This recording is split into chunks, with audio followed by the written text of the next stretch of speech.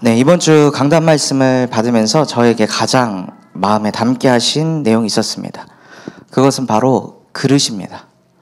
아무리 복음을 가져도 그릇이 좁으면 응답을 받을 수가 없습니다. 그래서 하나님께서 저와 여러분을 무슨 그릇으로 부르셨냐면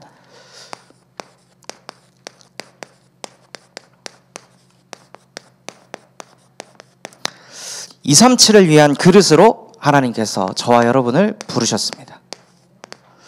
그래서 오늘 말씀처럼 가라, 이 사람은 내 이름을 이방인과 임금들과 이스라엘 자손들에게 이 복음을 증거하기 위하여 택한 나의 그릇이라고 말씀하셨습니다. 왜 하나님께서 나의 그릇이라고 말씀하셨을까요? 왜 하나님께서 이런 메시지를 사도 바울에게, 아나니아에게 주셨을까요? 모든 사람들은 똑같은 그릇을 가지고 있습니다. 창세기 3장, 6장, 11장에 그릇을 가지고 있습니다. 그래서 전도하다가도 내가 무시당하면 전도가 멈춰집니다.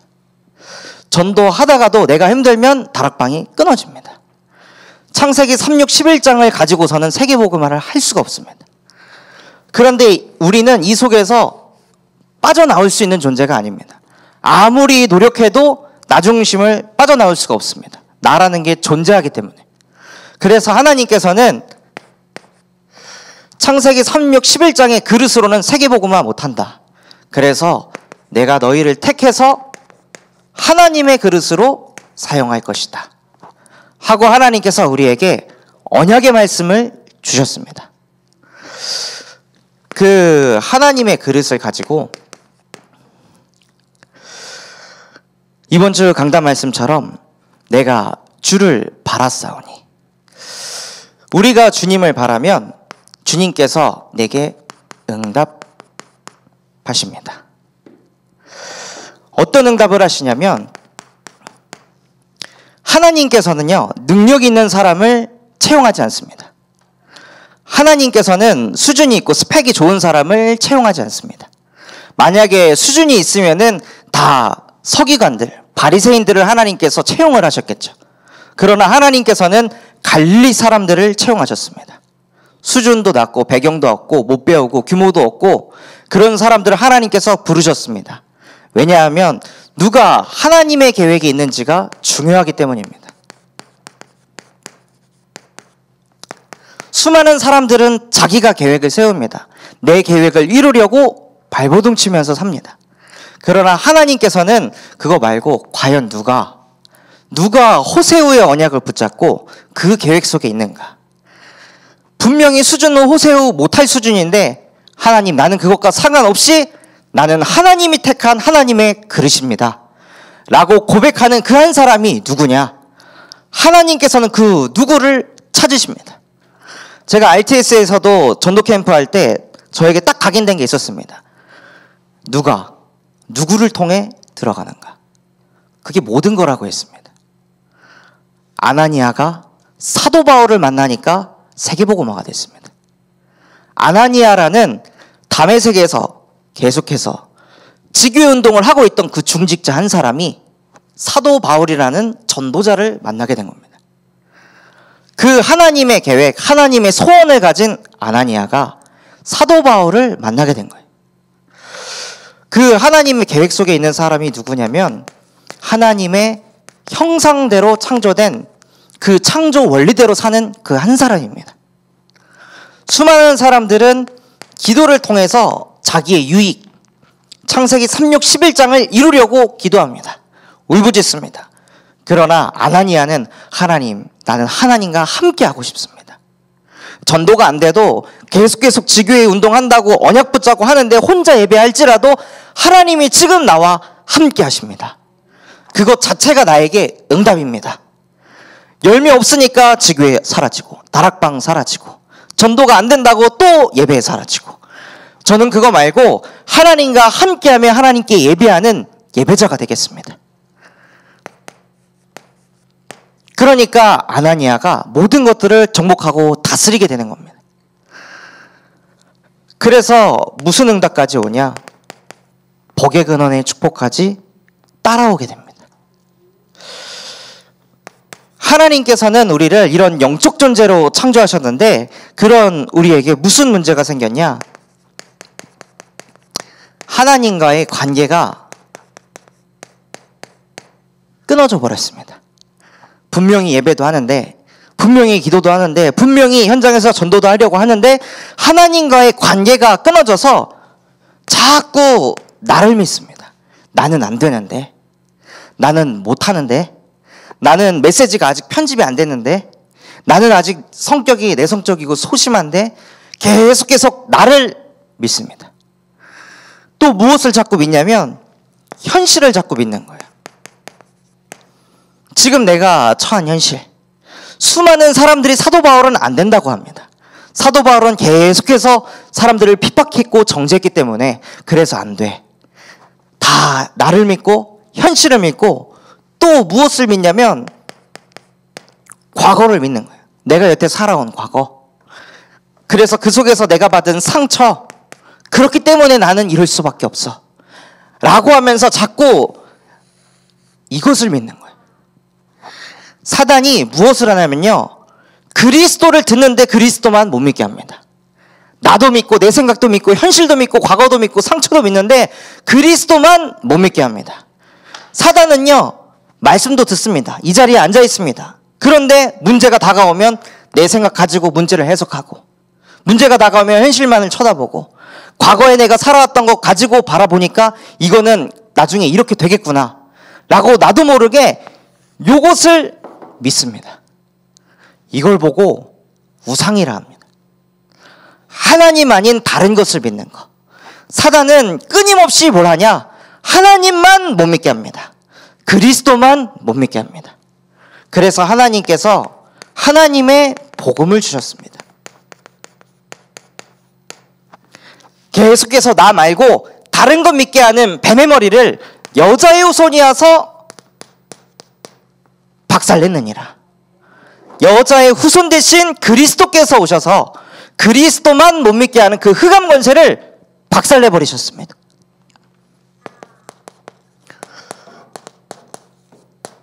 이스라엘 백성들이 이 안에 갇혀가지고 우리는 노예에서 못 나와. 400년 동안 지속됐는데, 아니 저희가 생각을 할 때에도 나는 이런 가정에서 태어났어, 그러니 나는 이럴 수밖에 없어 라고 생각합니다. 근데 400년이면요 4대째 그게 똑같은 흐름이 내려오는 겁니다. 그러니까 태어날 때부터 노예만 보면서 태어난 거죠. 꿈을 꿀 수가 없는 거예요. 제가 카렌 현장 갔을 때에도 아이들에게 너 꿈이 뭐야 하면 거의 다 교사, 거의 다 목사, 두 개밖에 없어요. 본 게 두 가지라서. 그러니까 뭐 세상에 프로그래머가 있는지도 모르고, 세상에 가수가 있는지도 모르고, 세상에 뭐 설계자가 있는지 디자이너가 있는지도 모르는 거예요. 본 게 그거밖에 없으니까. 그러니까 그것만 믿고 사는 거예요. 사단이 뭘 하냐? 자꾸 본 거, 들은 거, 이것만 믿게 합니다. 근데 그때 그리스도의 보혈의 피를 바르면 즉시 해방받는다. 하나님께서는 이러한 어마어마한 복음을 주셨습니다. 이 메시지 듣고 어떤 가정은 어린 양의 피를 발라가지고 문설주에 막 빽빽하게 채운 사람도 있을 겁니다. 또 어떤 사람은 그 피를 가지고 한두 방울 묻힌 사람도 있었겠죠. 그러면 한두 방울 묻힌 사람은 해방을 못 받았을까요? 그리스도 이름 가지고 고백하고 기도하면 하나님이 역사하십니다. 예수는 그리스도이시고 모든 문제를 끝내신 전능자이십니다. 그분을 믿는 그 작은 믿음, 한 번의 고백이 인생을 뒤바꿔버립니다. 또한 우리에게 무슨 복음을 주셨냐? 이사야 7장 14절에 처녀가 잉태하여 아들을 낳을 것이니 그의 이름을 임마누엘이라 하라. 우리의 힘으로는 237을 못 살립니다. 그래서 내가 너와 항상 함께 할 것이다. 네가 하는 게 아니고 내가 하는 거야 하고 하나님께서 우리와 항상 함께 하신다고 약속하셨습니다. 데리고 가주셔야 될 것 같습니다.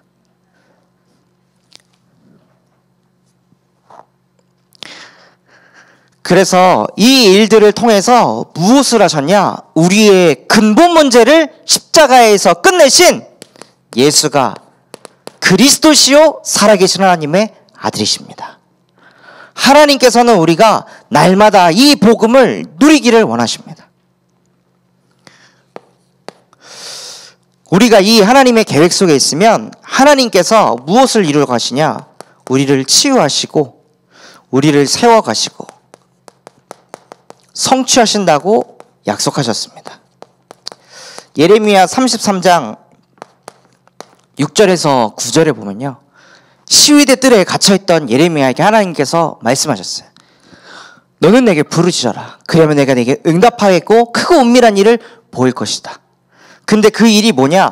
그 성읍을 내가 치료할 것이다. 그 성읍을 내가 고칠 것이다. 또한 내가 진실과 온유로 풍성하게 만들 것이다 하고 하나님께서 약속하시고 그대로 성취시키셨습니다.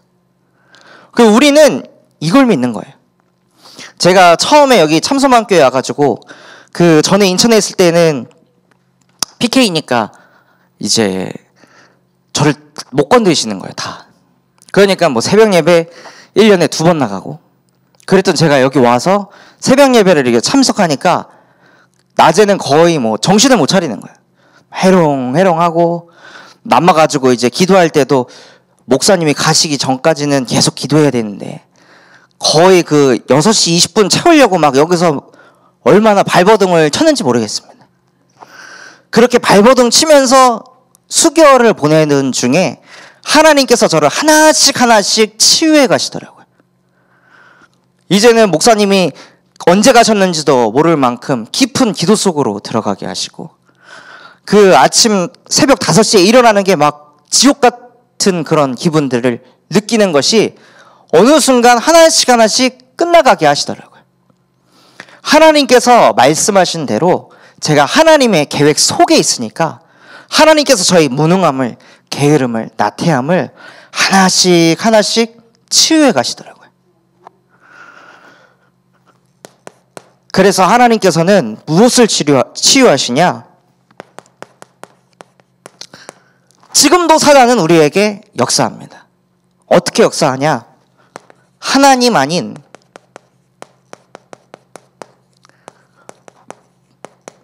모든 것을 믿게 하는 거예요.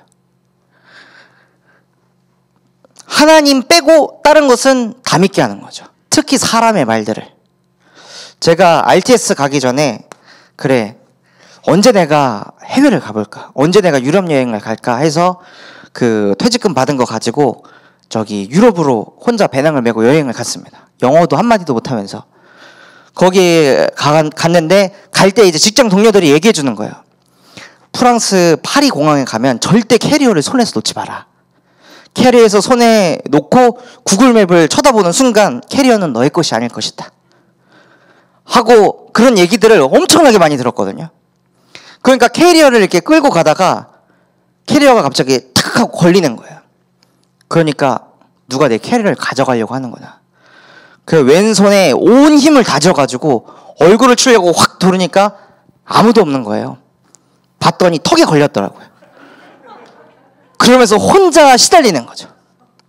하나님 아닌 모든 것을 다 믿어버리니까, 그 사람의 말을 믿어버리니까 시달리는 거예요. 근데 이게 우스갯소리 같지만 사실 우리 인생에 비일비재하게 벌어집니다. 아, 결혼은 현실이라 그랬는데. 이런 얘기 갑자기 막 들려오죠. 처음에 결혼했을 때는 행복하고 좋다가 너 한번 결혼해봐라. 얼마나 그게 힘든 건지. 아니야, 우리는 안 싸우고 잘 살 거야. 이렇게 얘기하다가 한번 딱 싸우면 갑자기 저 멀리서부터 언약이 들려옵니다. 결혼은 현실이라 그랬지. 역시 어른 말은 틀린 게 하나도 없어. 그러면서 그 흐름으로 끌려가는 거예요. 사단은요, 하나님 아닌 모든 것을 아주 쉽게 믿게 합니다. 그것보다 그리스도의 능력이 더 뛰어난데 그 사람의 말, 내 경험, 내 상처, 이 모든 것들을 붙잡고 믿게 만들어요. 그래서 하나님이 어떤 하나님이시냐? 요한복음 1장 1절에서 3절에 보면요, 태초에 하나님이 천지를 창조하시느니라.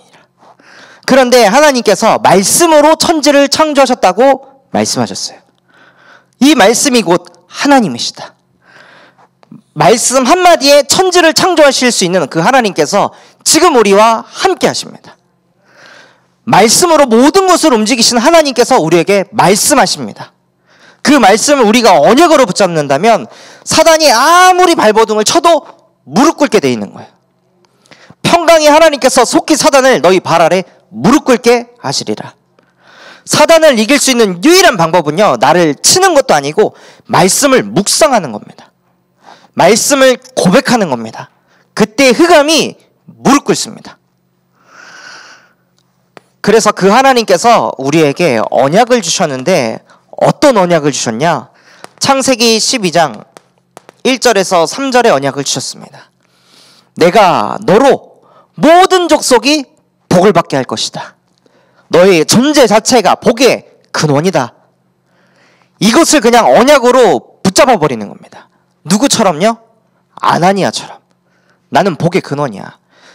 아무리 사도 바울이더라도 하나님께서 내게 말씀하셨다. 나는 복의 근원이라고.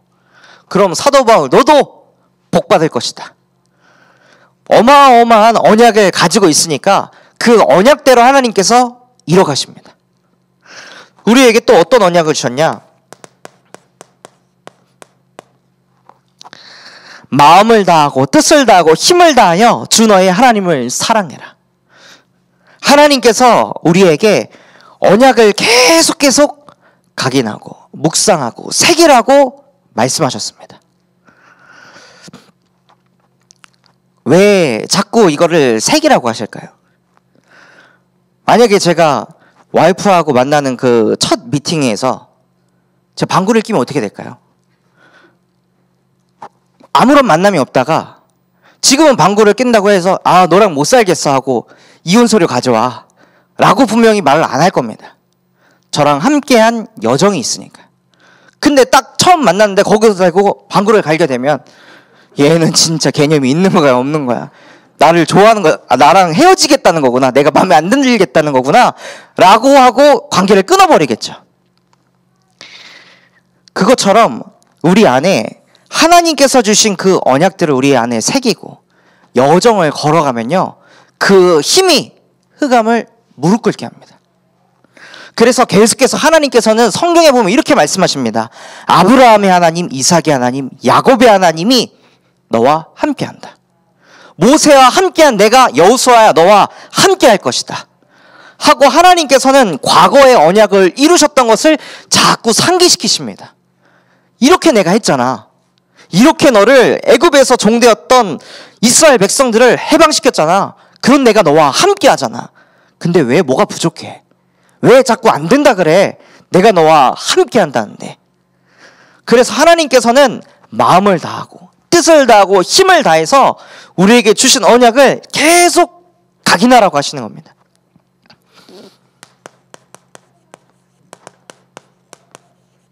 왜냐하면 하나님께서는 이러한 응답을 허락하실 거기 때문에. 하늘과 땅의 모든 권세를 가진 내가 너와 항상 함께하면서 모든 족속을 제자 삼게 하겠다. 하나님께서는 우리를 하나님의 계획을 이루는 전도자로 부르셨습니다. 그래서 우리를 만나는 모든 사람들을 제자 삼도록 그것을 하나님께서 하시려고 우리의 근본을 치유하시고 우리의 영적 상태를 세워가시고 우리에게 주신 언약을 성취해 가십니다. 그래서 우리가 해야 될 게 무엇이냐? 항상 주를 바라보는 것입니다.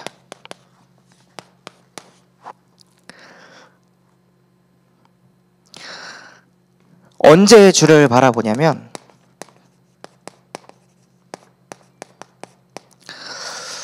다윗과 같은 상황에 놓였을 때, 큰 잘못을 했을 때, 그때 사람에게 먼저 찾아가가지고 용서를 구하기 이전에요, 성경적으로 하나님께 먼저 죄사함을 받는 겁니다. 내가 하나님 앞에 범죄했습니다. 하나님, 나는 하나님의 택한 그릇인데 나도 모르게 창세기 3, 6, 11장의 흐름으로 끌려갔습니다. 그래서 하나님, 나는 그리스도가 아니면 안 됩니다. 복음이 아니면 나는 안 됩니다. 그러니 나에게 성령의 충만함을 주시옵소서. 이 잘못한 거에 잡혀가지고 죄책감에 짓눌리는 게 하나님의 소원일까요? 하나님은 그걸 원하지 않습니다. 그것을 듣고 일어나서 너와 똑같이 잘못하고 실수해서 죄책감에 눌려있는 그 사람들 싹 다 살려라. 너는 전도자가 아니냐. 하나님 앞에 회개하는 겁니다. 근데 이거를 많은 기독교인들이 하나님한테 회개하고 자기가 잘못한 사람한테는 회개를 안 하는 사람도 많더라고요. 나 하나님한테 회개했어. 난 됐어. 이러는 사람들이 많더라고요. 우리는 하나님 앞에도 회개하고 사람한테도 용서할 수 있는 그릇을 가져야 됩니다. 또한 언제 주를 바라보냐? 24시 주를 바라보는 겁니다. 그래서 그때마다 하나님이 내게 어떻게 응답하시는지. 제가 휴가로 월요일부터 수요일까지 서울에 있다가 내려왔는데요. 그때에도 제 머리는 계속 24시 선교원입니다. 어떻게 하면 예크 선교원을 시대적인 선교원으로 응답받게 할까? 지금 아이도 부족한데 이 교사 급여는 어떻게 해야 될까? 항상 이게 머릿속에 돌고 있습니다. 제가 사장이 아닌데도 불구하고 하나님께서 저에게 맡기신 기업이니까. 근데 그렇게 24시 기도하고 있는데 연락이 오더라고요. 여기 선교원에 아이를 보내고 싶은데 상담받고 싶다고. 저기 여수 임마누엘 교회 사모님이. 그걸 보면서 야, 내가 주를 바라니까 주께서 응답하시는구나. 하나님께서는 24시 응답하시려고 대기하고 계십니다. 여러분들이 기도할 때 보좌가 움직이면서 성령께서 역사하십니다. 또한 우리가 언제 주를 바라보냐? 우리가 실수할 때.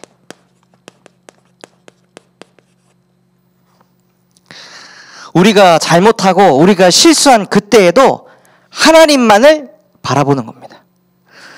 또 어떤 사람들 보면 실수를 하니까 그 실수하는 게 싫어서 저는 못하겠어요. 저는 이거 안 될 것 같아요. 하고 자꾸 실수할 것 때문에 걱정 근심해서 헌신도 못합니다.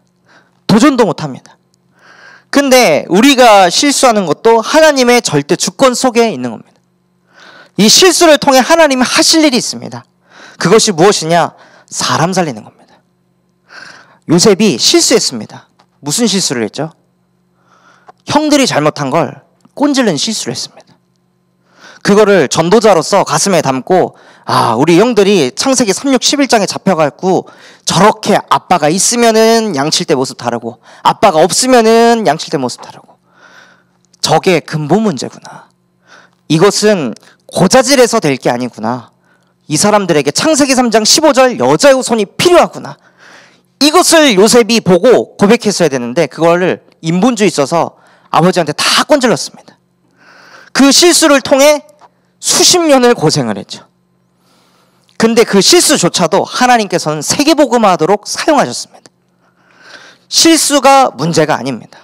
실수도 하나님의 주권 속에 있는 것입니다. 그래서 우리가 이런 응답을 받아갈 때 하나님께서 우리에게 무엇을 약속하셨냐? 올 한 해 복음 전성기를 누리게 하시겠다고 약속하셨습니다. 복음 전성기를 통해 우리에게 무슨 응답을 주셨냐? 인생 전환점의 응답을 주셨습니다. 인생 전환점이 무엇일까요? 사람이 갑자기 확 많이 바뀌면 인생 전환점일까요? 사람이 확 바뀌는 거는 많이 맞거나 많이 혼나거나 하면 확 바뀌기도 합니다. 큰 일을 당하면 갑자기 바뀌기도 하죠. 암에 걸렸다고 하면 사람이 갑자기 바뀌잖아요. 그게 인생 전환점이 아닙니다. 인생 전환점은 하나님과 함께하는 겁니다. 늘 내 힘으로 내 열심으로 사는 게 아니라 하나님과 함께. 그걸 누가 누렸냐? 아나니아가 누린 것입니다. 수많은 중직자들이 사도 바울은 안 돼, 사울은 안 돼, 걔는 진짜 답이 없는 애야 라고 하는 그때에도 아나니아는 하나님과 함께 했습니다. 아나니아한테도 이것들이 들어왔었죠. 현실을 바라보고 사람의 말들이 들어오고 그것 가지고 사울을 똑같이 바라보고 있었습니다. 근데 그때 무엇을 했냐? 아나니아가 다메섹 지교회를 지속한 겁니다. 아나니아가 그 현장에서 아무도 예배를 안 하는데 아나니아 혼자 계속 예배를 드리니까 말씀이 임하게 됩니다. 그래서 무슨 응답을 받게 되었냐? 예배가 실제 히브리서 4장 12절이 된 겁니다. 하나님의 말씀이 살았고 활력이 있어 좌우 날선 어떤 것보다도 예리해서 아나니아의 영, 혼, 관절, 생각 모든 것을 싹 바꿔버렸습니다. 아니야, 네가 판단하는 그 사람 세계복음화 할 사람이야. 네가 판단하는 그 후대 237을 살릴 그릇이야 하고 하나님께서 아나니아에게 말씀으로 역사해버리셨습니다. 그렇게 아나니아가 인생의 전환점을 맞게 됐습니다.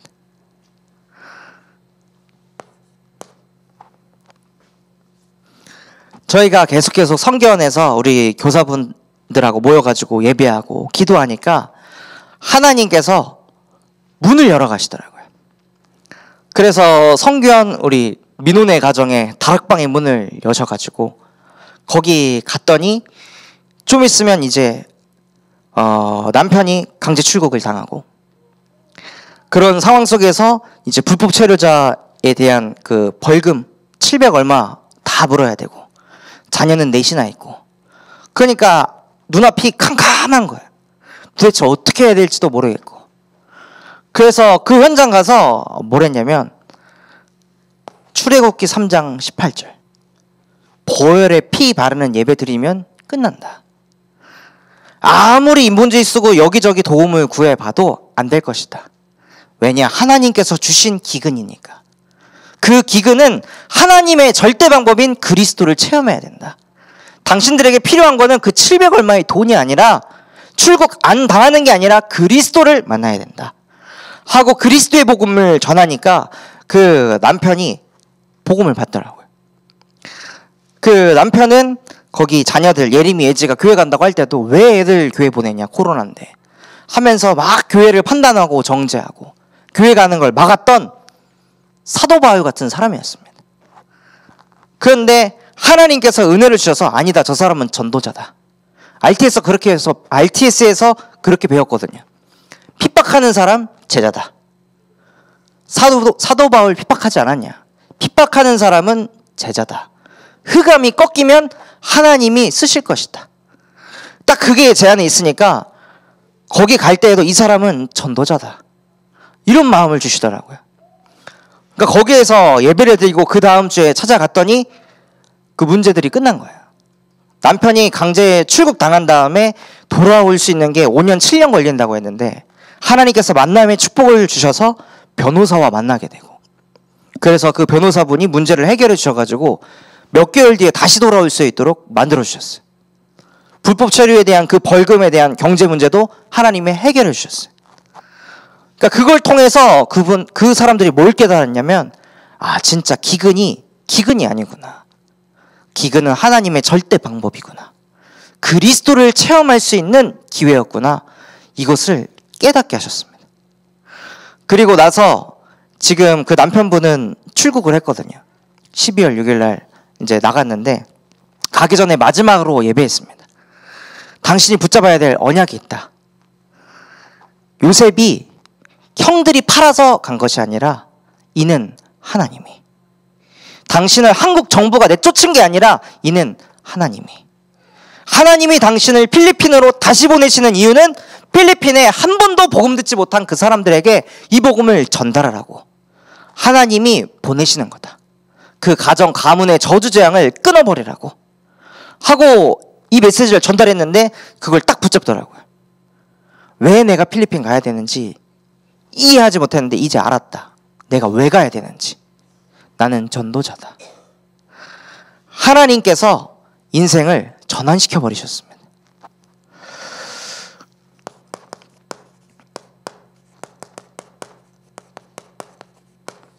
우리의 인생이 전환이 되면 하나님께서 무슨 응답을 주시냐?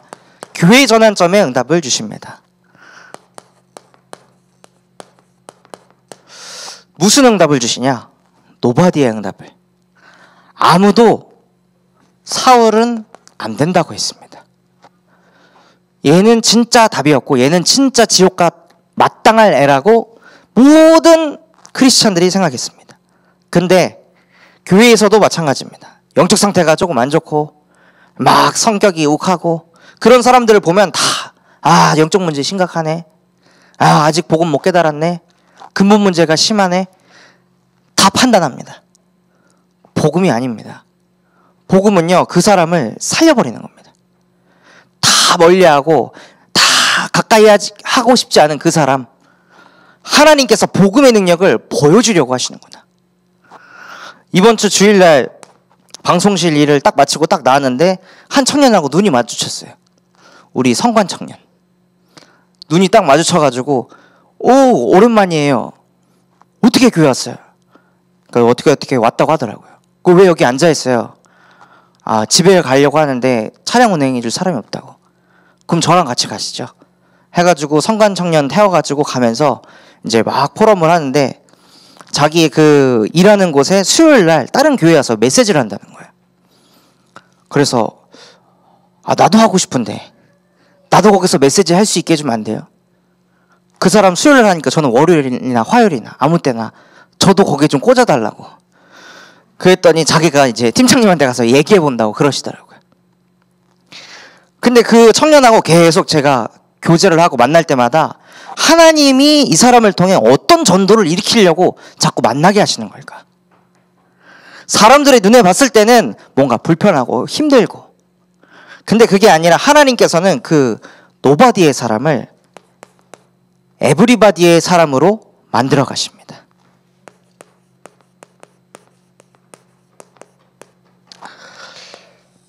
이 사울이라는 사람이 아나니아를 통해 복음을 받게 되니까 뭐가 왔을까요? 나 같은 사람도 되는구나. 나 같은 인간도 복음이면 되는구나. 그걸 사도 바울이 깨달은 겁니다. 그래서 사도 바울이 어떻게 하냐면 고린도전서 9장 19절에서 22절에 보면요, 내가 유대인을 살리기 위해서 유대인처럼 행동할 수도 있고, 내가 율법 있는 자를 살리기 위해서 율법 있는 자처럼 할 수도 있고, 내가 율법 없는 자를 살리기 위해서 율법 없는 자처럼 할 수도 있다. 복음을 위해서라면. 그래서 사도 바울은 어떤 현장을 들어가도 다 살릴 수 있는 거야. 유치원생을 만나든 초등학생을 만나든 중학생을 만나든 고등학생을 만나든 청년을 만나든 신혼부부를 만나든 회장을 만나든 복음을 다 전할 수가 있는 거죠. 그래서 사도 바울 한 사람이 노바디에서 에브리바디의 응답을 받아서 세계복음화를 이뤄갑니다. 그래서 하나님께서는 어떤 응답을 허락하시냐?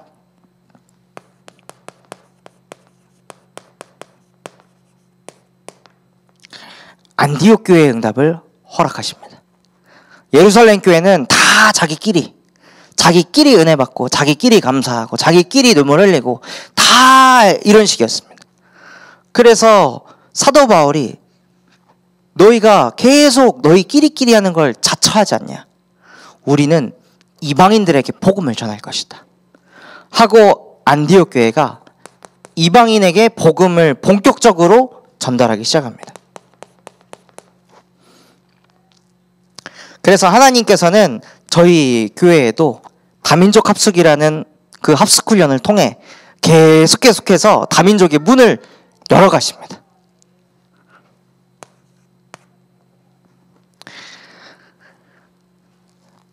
그래서 교회 전환점을 넘어서 하나님께서는 무슨 전환점을 허락하시냐? 시대의 전환점을 허락하셨습니다. 그래서 시대 전환점은 다민족 사역입니다.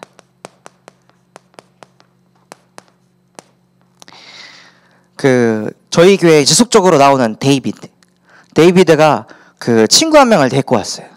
인도에 사는 우타파라는 친구. 그래서 쭉 얘기를 듣는데 너는 스트레스를 어떻게 푸냐? 스트레스를 못 푼다는 거예요.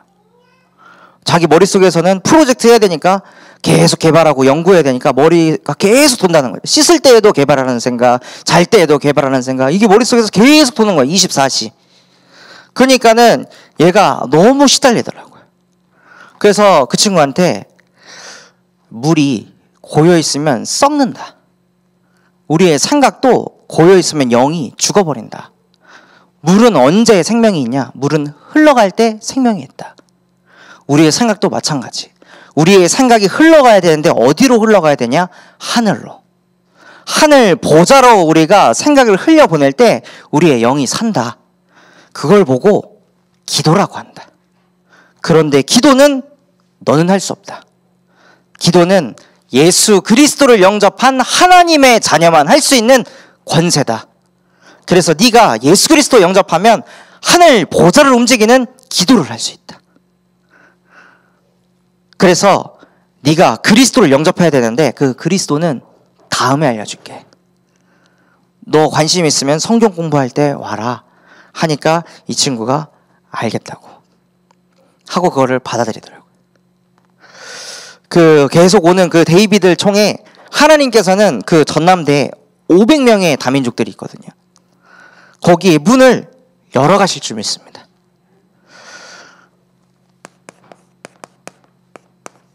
또한 하나님께서 시대전환점을 통하여 무엇을 살리길 원하시냐? TCK를 살리기를 원하십니다. 또한 시대를 바꾸기에 하나님께서는 8번째 렘넌트가 세워지기를 원하십니다.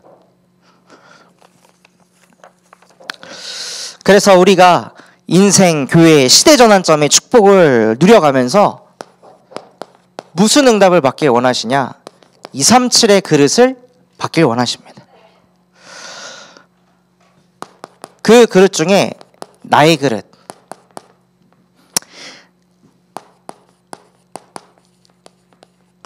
마음속에 항상 이걸 우리에게 심는 거예요.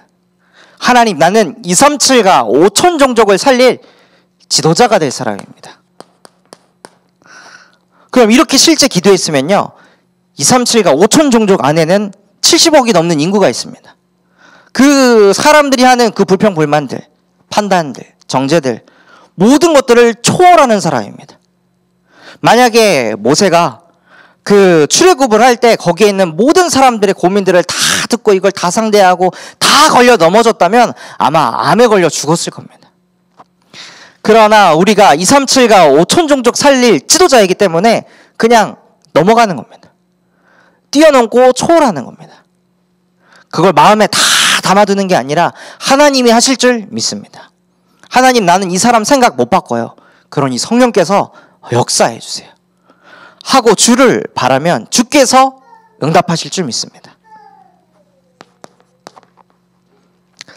그래서 나의 그릇이 무엇이냐? 호세오입니다. 모든 교회들이 내 교회, 모든 교회들이 내 인생, 내 가정 다 그 흐름으로 갑니다. 그래서 진이가 저기 친구 교회에 한번 가보고 싶다 그러더라고요. 그래서 한번 가봐라. 가서 한번 메시지 한번 들어봐라. 어떤지. 네, 갔어요.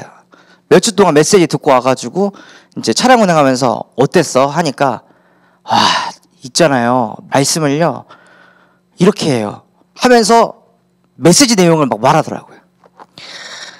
우리의 문제는 하나님을 찾지 않는 게 문제입니다. 우리가 하나님을 찾아야 되는데 우리는 하나님을 찾지 않습니다. 그래서 따라합니다. 하나님을 찾지 않는 나는 죄인입니다. 따라합니다. 하나님을 찾지 않는 나는 죄인입니다. 그러니까 우리는 하나님 찾아야 됩니다. 하고 이런 식으로 메시지를 한다는 거예요. 그러니까 진이가 뭐라냐면, 아니 그럼 하나님을 찾지 않으니까 길 되시고 진리 되시고 생명 되신 그리스도의 복음을 전해가지고 하나님을 만나게 해야 되는데 복음을 말을 안 한다고, 그리스도를 말을 안 한다고, 자꾸 막 눌리게 한다고 사람을. 진짜 답답해 죽는 줄 알았다고 그러면서 막 뽀록을 하더라고. 그래서 야, 렘넌트는 다르구나. 어떻게 그 메시지를 듣고 한 번에 그게 보일까? 너무 신기하더라고요. 그러니까 다 모든 교회들이 사람을 누릅니다. 너 이거 안 지켰지? 너 이대로 안 했지? 성경에 있는 이 율법 안 지켰지? 그러니 네가 그런 거야. 너가 정시예배 안 했으니까 이런 거야 라고 자꾸 행위를 강조해서 사람을 짓눌러 버립니다. 그러나 행위로는 구원받을 수 없습니다. 오직 복음으로만 구원받을 수 있습니다. 그래서 그때마다 여자의 후손 대신 그리스도께서 오셔서 행위에 짓눌리게 하는 뱀의 머리를 박살내셨습니다. 하나님이 지금 나와 함께 하십니다. 라고 고백하면서 우리는 호세의 언약을 이뤄가는 겁니다. 그러면서 우리에게 무엇을 담게 하시냐? 111 운동을 담게 하셨습니다. 그래서 한 후대를 키우려고 지금 지난주에도 한 초등학생 애들 5명 합숙시켜가지고 저희가 만든 구원의 길 영상을 이렇게 보여줬거든요. 그러니까 딱 보고 나서 이제 보조교사라고 온 진이가 아니 이거 우리 교회에서 틀어주면 안 돼요? 그래서 이건 개인적인 거라서 틀어줄 수 없어. 이제 얘기했더니 다빈이가 아니 우리 달란트 마켓 할 때 보여줬으면서 왜 안 돼요? 보여주세요. 이러니까 다혜가 야 그때 틀어준 거는 한 번도 복음 못 들은 어린이들한테 복음 전하려고 틀어준 거 아니야 하고 이렇게 또 포럼을 하더라고요. 그래서 야 얘네 진짜 전도자로 가고 있구나. 어디 이런 생각까지 다 하는구나. 참 신기하고 놀랍더라고요. 그러니까 우리가 하는 그 작은 사역 하나하나가 하나님께서 역사하셔가지고 아이들을 8번째 렘넌트로 키워가고 계십니다. 그래서 237의 그릇을 위해 교회의 그릇을 갖추는 겁니다. 교회의 그릇이 무엇이냐? 전도운동입니다. 모든 초점이 전도운동을 위해서. 아무리 우리끼리 소통이 잘 되고 아무리 포럼이 잘 되어도요 전도운동이 안 일어나면 거룩한 종교생활이라 말씀하셨습니다. 그래서 다락방을 하는 겁니다. 원단 메시지에서 이렇게 말씀 주셨습니다. 한 다락방을 인도하고 한 다락방에 참여해라. 어느 정도 응답 받으셨습니까? 이것이 응답 그 자체입니다. 말씀을 많이 깨닫고 나 혼자 경건한 것이 아니라 이 말씀을 한 번도 못 들은 그 불신자들한테, 이 말씀을 지식적으로만 알고 있는 그 후대들한테, 이 말씀을 아무리 들어도 들리지 않는 그 낙심자들한테 찾아가서 다락방하기를 하나님께서는 원하십니다.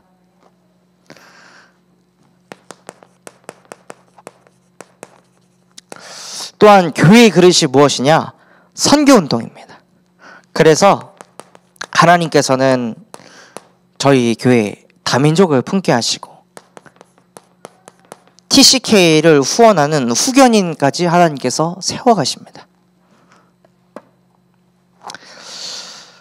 그래서 하나님께서는 저희의 미래를 위해서 후대 운동하기를 원하십니다. 그걸 위해 하나님께서는 요게벳과 선교원, RSS, TCK 학교를 인도해 나가십니다.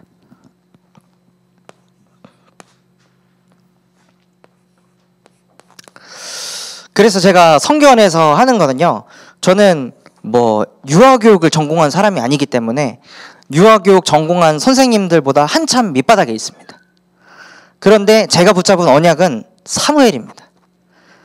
사무엘이 다녔던 선교원은 과연 저기 웅천에 있는 영재 유치원 그것보다 과연 좋은 곳이었을까? 시설이나 교사나 그런 것들이 다 갖춰진 곳에서 사무엘이 자랐을까? 사무엘이 하나님의 말씀이 임하고 그 말씀을 믿어버렸기 때문에 사무엘을 통해 하나님께서는 시대적인 운동을 일으키셨습니다. 그렇다면 선교원에서도 하는 것 한 가지다. 말씀이 믿어져 버리게 하는 거다. 그래서 말씀을 선포하고 그 말씀을 가지고 아이들이 문제가 왔을 때 적용하도록 만드는 겁니다. 그 애들이 막 울고 떼쓰고 막 이럴 때 말씀을 딱 적용하는 거예요. 울고 떼쓰는 인생 안녕 하면 갑자기 울고 막 떼쓰다가 안녕 이래요. 막 울다가 울고 떼쓴 인생 안녕 하면 애들이 안녕 이러더라고요. 그러니까 말씀이 아이들에게 들어가니까 흐름이 자꾸 바뀌는 거예요. 그 흐름이 자꾸 안 바뀌면 창세기 3장 가지고 감정에 잡힌 그 흐름을 계속 생각하고 거기에 끌려가고 그게 분노까지 가고 이거를 시스템화 시켜버리면요. 커서는 그 흐름을 막는 게 너무 힘이 듭니다. 그래서 그거 하기 전에 성교원에서는 애들의 생각, 사고방식 자체가 말씀이 되게 복음화 시켜버려야겠다.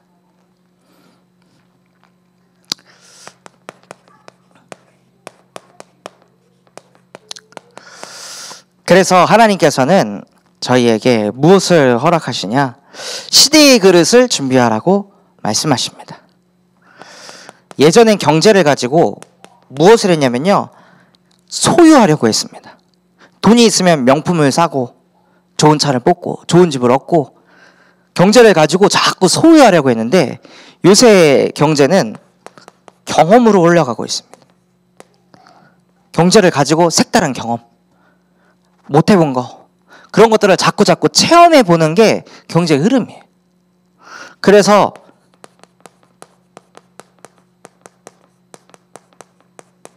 그걸 가지고 달란트 마켓을 통해 아이들이 경험 못 해본 거 그걸 자꾸 겪어보게 하고 이런 것도 있고 저런 것도 있고 그 오징어 게임에 나왔던 달고나 만드는 게 막 달란트 게임이 있다고 하니까 애들이 그냥 몰려오더라고요.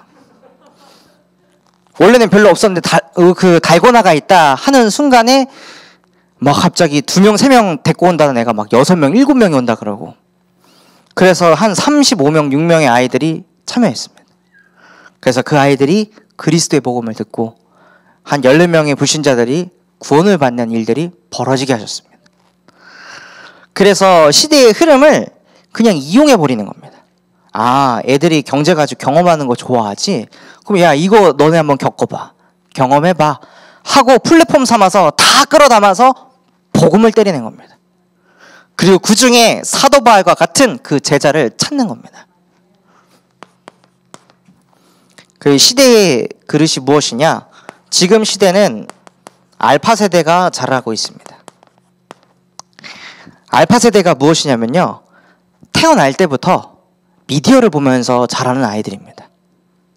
태어날 때부터 글 쓰는 것보다 터치하는 게 자연스러운 아이들입니다.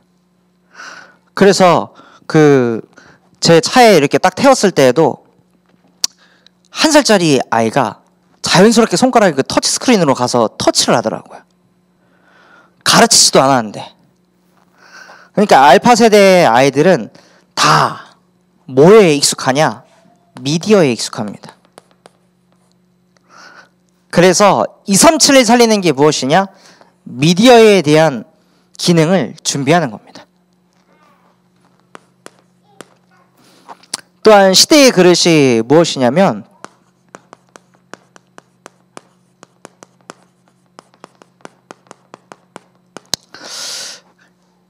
류 목사님께서 말씀하셨습니다. 이제 좀 있으면 영적 문제 시대가 몰려올 거라고. 명상으로도 안 되는 문제들, 명상에 대한 후유증들 계속 올라오고 있습니다. 명상한 사람들 중에 약 10% 이상이 뭘 보고 공포가 찾아오고 공황장애에 시달리고 이런 사례들이 점점 늘어나고 있습니다. 이 영적 문제 시대가 막 몰려오는 그때 기도를 가르치는 겁니다. 계속해서 본부에서도 나왔듯이 9가지 세팅을 실제 기도화할 수 있게 기도하라고만 하지 기도를 안 가르칩니다. 기도문 쓰라고만 하지 기도문 어떻게 쓰는지 안 가르칩니다. 그거를 아주 세밀하게 하나씩 가르치는 겁니다. 명상에 대한 책을 보면요. 초급부터 고급까지 단계가 쭈르륵 있습니다. 1분 명상, 5분 명상, 10분 명상, 20분, 30분 명상, 1시간 명상 그런 게 쭈르륵 있습니다. 뉴에이지 사상을 심으려고 수많은 엘리트들이 그걸 연구하고 고민합니다. 그렇다면 우리는 뭘 해야 될까요? 왜 명상에 아이들이 다 끌려가 있을까요? 초등학생 애들도 수업하기 전에 지금은 명상하고 시작합니다. 왜냐? 우리가 기도를 안 가르쳤어요. 저도 부모님한테 기도해라, 말씀 들어라, 이런 것만 들었지 무슨 말씀을 들어야 되는지, 무슨 기도를 해야 되는지, 어떻게 해야 되는 건지 아무도 안 가르쳐줬어요. 그러니까 방황하는 시간이 너무 긴 거죠. 그래서 시대를 치유하는 게 무엇이냐? 기도를 올바르게 가르치는 겁니다. 그래서 기도를 올바르게 가르치니까 우리 인우가 기도를 하면 항상 하나님 저 좀 즐겁게 해주세요. 하나님 오늘은 재밌는 일이 벌어지게 해주세요. 하나님 오늘은 정말 기쁘게 해주세요. 맨날 기도가 나 즐겁고 나 행복하고 나 감사, 다 창세기 361장 가지고 완전 똘똘 묻혀서 기도를 하더라고요. 그런데 이제는 기도가 바뀌어서 하나님 나에게 언약이 각인되게 해주세요. 하나님 나는 237과 5천 종족 살릴 지도자가 될 사람이에요 하고 애가 기도가 바뀌더라고요. 계속 기도를 가르치니까 하나님께서 기도를 바꿔가시는 거예요. 그래서 진짜 우리가 하는 일들이 얼마나 중요한지, 그 결론으로 하나님께서는 많은 일을 하는 것보다 히브리서 11장 6절에 응답이 되길 원하십니다. 믿음이 없이는 하나님을 기쁘게 하지 못하나니. 하나님 내 수준과 상관없이 나는 237을 위한 그릇으로 나를 부르신 줄 믿습니다. 나는 하나님을 믿습니다. 사람의 말 참고할 것입니다. 그러나 진짜 진리는 그리스도의 복음입니다 하고 그 언약을 실제 믿으시는 우리 참서마음교회 모든 성도분들 되시기를 예수 그리스도 이름으로 기도하도록 하겠습니다. 받은 말씀 가지고 합심해서 기도하도록 하겠습니다. 하나님 정말로 내 수준과 상관없이 나를 237을 위한 그릇으로 부르신 줄 믿습니다. 이제는 그 그릇을 가지고 아나니아와 같은 응답을 누리게 하여 주시옵소서. 내가 사역하는 모든 사역 대상자를 사도 바울처럼 바라볼 수 있는 영안을 열어 주시옵소서. 그런 마음과 중심을 담고 우리 받은 말씀 가지고 합심해서 기도하도록 하겠습니다. 하나님 아버지 감사합니다.